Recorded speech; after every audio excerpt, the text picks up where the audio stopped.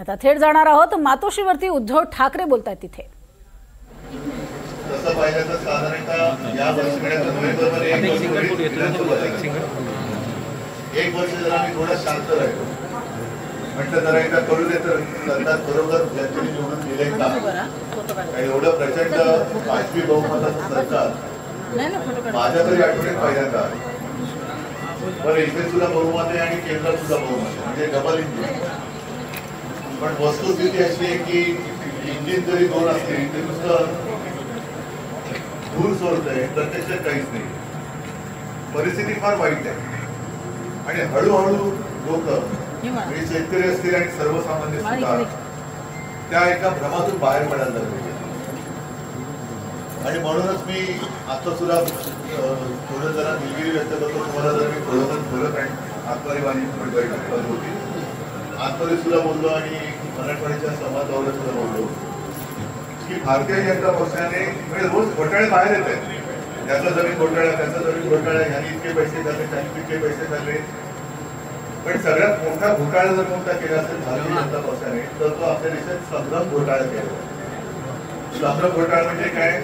मीच तुमचा कैवार आहे, मीच तुम्हाला सगळं काही नाही, मीच तुम्हाला आपण करेन म्हणजे आपण म्हणजे जनता सगळी घोडी व्हावी काहीच नाही हाताशी त्यांच्यावरती विश्वास ठेवतो आपलं आयुष्य त्यांना देतं आणि आता त्यांच्या लक्षात येतं की हे लोक खोटं बोलत आहेत आणि हे लक्षात यायला लागल्यानंतर तुमच्यासारखे अनेक जण ज्यांना हे जनतेचे हाल पाहत नाहीये ते आता शिवसेनेकडे लढणार आता फक्त आपला पक्ष राहिलेला आहे जो प्राणपणाने लढतोय। आज मुस्लिम बांधव सुद्धा मोठ्या प्रमाणावरती शिवसेनेत आहेत। आता त्यांना मी विचारतो काय रे बाबा तुम्ही आता कुठे तुम्हाला माहिती नाही का हे हिंदू हृदय सम्राटांचं तुम्ही कसे काय आले त्याचं कारण त्यांना माहिती आहे की आम्हाला जे हिंदुत्व शिकवलंय ते वेगळं आहे आणि ते जे काय करतात ते त्या भाकड करतात त्या भाकड करतात म्हणजे आज मी मोहन भागवतांचं स्टेटमेंट वाचलं त्यांनी वाचायचंय की हिंदू धर्माचं रजिस्ट्रेशन नाही येतात संघाचं कुटुंब असं म्हणजे सगळ्यांच्या सोयीनुसार या सगळ्या गोष्टी करत चाललेल्या आहेत आणि त्याचा दुष्परिणाम आपल्या देशाच्या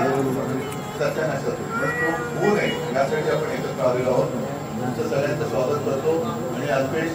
चांगलं काम करतोय भिवंडीमध्ये मी विधानसभेकडे येऊ शकतो आता जेव्हा आपण तिकडे जाऊ निवडणूक असोवाद असो पण तुमच्यासाठी तिकडे आल्याशिवाय राहणार नाही। सगळ्यांना शुभेच्छा देतो, धन्यवाद। उद्धव साहब तुम आगे बढ़ो, अल्पेश ज्यादा आगे बढ़ो। उद्धव ठाकरे यांच्या उपस्थितीमध्ये अनेकांचे पक्षप्रवेश होत आहेत आणि यावेळेला जोरदार अशी टीका भाजपवरती उद्धव ठाकरे यांनी केलेली आहे आणि आगामी काळामध्ये कशा पद्धतीनं जिंकायचं या संदर्भात विश्वासही भरण्याचं काम त्यांनी यावेळेला केलेलं आहे।